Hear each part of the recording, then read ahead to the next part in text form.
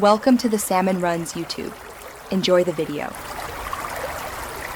In this video, I will explain how to remove your Toyota Sequoia radio.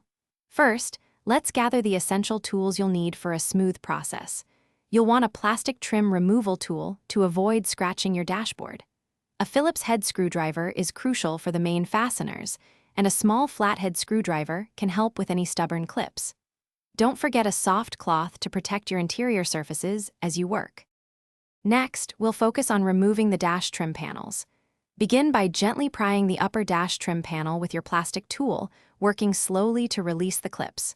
Once loose, disconnect any electrical connectors, like those for the hazard lights. Then, proceed to remove the lower trim panel located directly beneath the radio.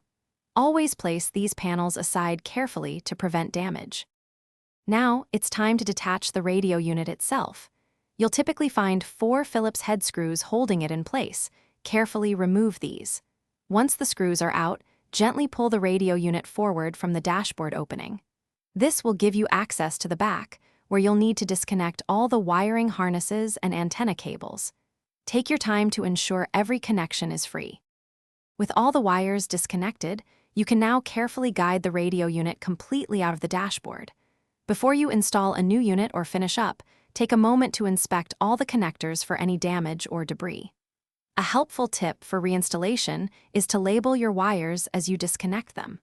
Finally, store your old radio in a safe place if you intend to keep it. Thanks for watching.